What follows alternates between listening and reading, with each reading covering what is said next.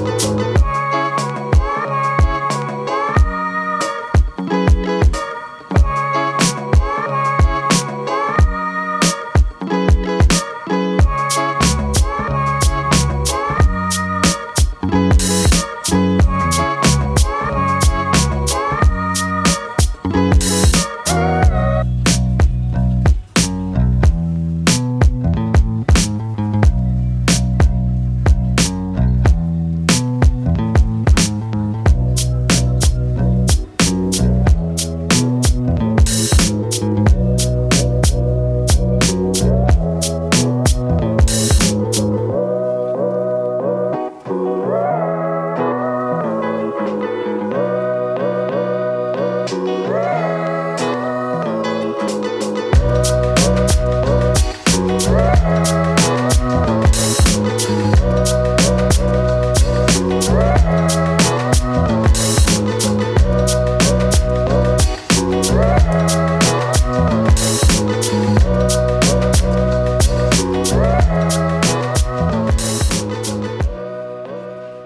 yang terakhir, di hari yang berbeda saya ke IKEA lagi dan kemudian ke bagian storage untuk membeli beberapa kotak-kotak penyimpanan.